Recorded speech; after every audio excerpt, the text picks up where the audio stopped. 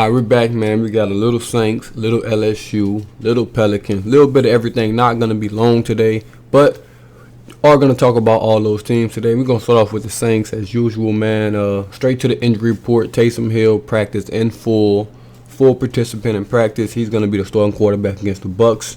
No tricks or anything there. Taysom Hill is going to be the starter there, fully practiced, so he should be good to go with that finger injury. Limited at practice was Marcus Davenport, Gardner Johnson, and Pete Warner. That's a good thing. Those guys are practicing, did not practice by their name, so they'll, more than likely be out there, especially Davenport and Gardner Johnson were out there last week. Probably get Pete Warner back so he can rotate in with Quan and DeMario. That'll be good to get those guys a little blow. And the guys that did not practice, kind of concerning. Ramchick didn't practice.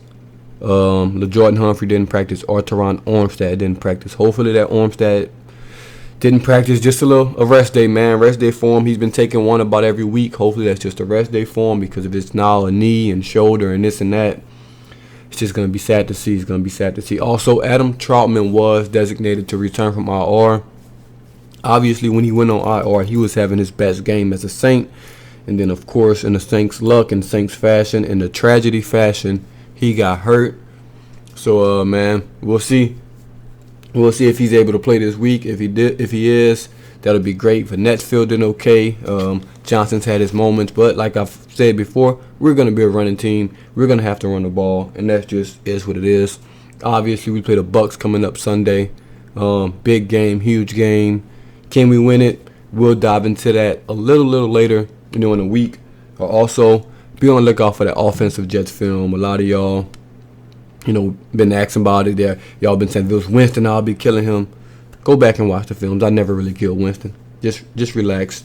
Offensive film will come out. It's not a lot you can really go because we don't really throw the ball. So, hey, we'll still find some things, of course. Now moving on to the Pelicans, man. What a crazy game last night. If you haven't seen it, I posted a video. Devante Graham, game winner from about 70 feet after Shai Gilgeous-Alexander tied the game up for the Thunder. Crazy game. Pelicans blew that game, actually, because that game should have been an easy W. But Pelicans fashion, man, they tried to blow it at the end, and this just brings the question up, man, for me at least, can they get in the play-in? Can they get in the top 10? They're about 3.5 games back of that play-in game right now, which isn't a crazy thing. It's the Sacramento Kings and the Minnesota Timberwolves right now in those 9 to 10 spots. Can they get in those play-in games? I believe so. If Zion can come back, I know this is a huge if.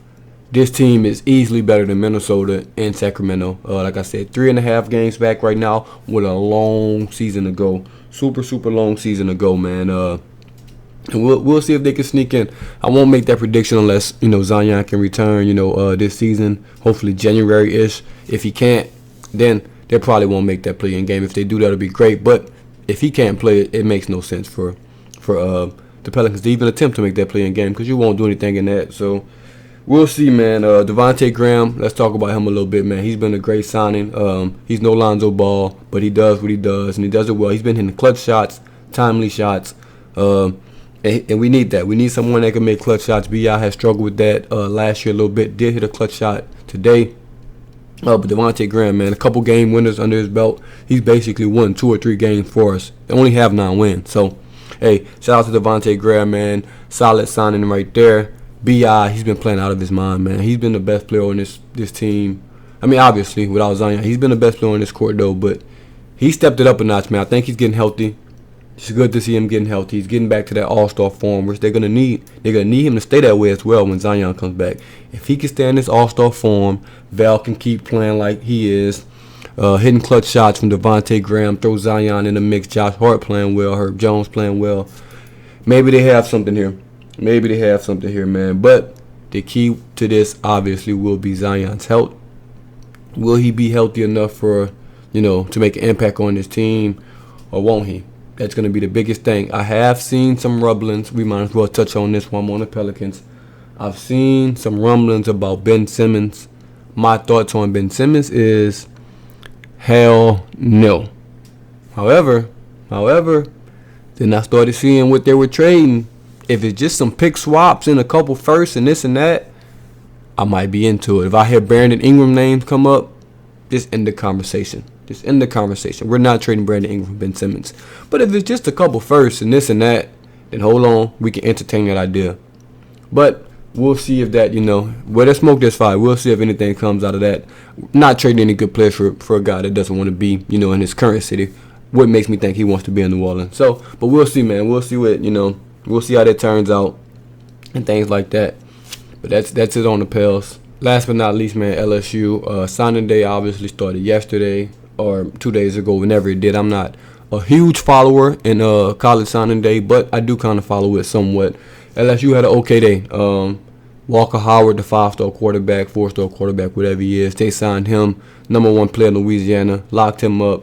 They got a couple big-time old linemen from in-state, locked those guys up. Did lose a couple guys out of state to Bama or whatnot, but that just happens, man. A 4-star receiver, it happens. I'm not too upset about us losing skill positions to Alabama. We just need to win the trenches, win the quarterback, O-line, D-line, linebacker. We got to get those guys. We're going to get skill position guys. I mean, Justin Jefferson was a 2-star. We're going to get the skill position guys. That's not a big concern for me. We need to get the offensive lineman secured, get the defensive lineman, linebacker secured, and we'll be okay. I do want to touch on Elias Ricks. What an absolute... Well, first of all, let me start this. I'm not going to kill a kid. You can do what you want, man, with these transfer rules and this and that. But, man, something about me, just to play for LSU for 2 years and then transfer to Bama your junior year, that's just super soft to me. That's me personally. I'm not going to say I don't like the kid for it. I just think it's a soft-ass move, personally. I would never play for LSU for 2 years and then transfer to Bama, or vice versa.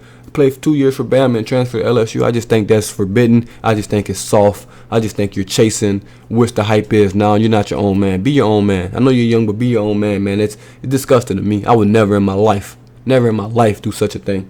Disgusting. But hey, it's the same guy that left his high school to go to a different high school because they were better. So hey, I'm not surprised there. But that's disgusting to me, man. And Kelly, probably going to finish with a top 20 recruiting class. That's not bad as a transition class. You're never going to get a top 5, top 10 class when you transition into a program. As you can see, Florida, they're probably top 60, top 70 with their new coach Napier.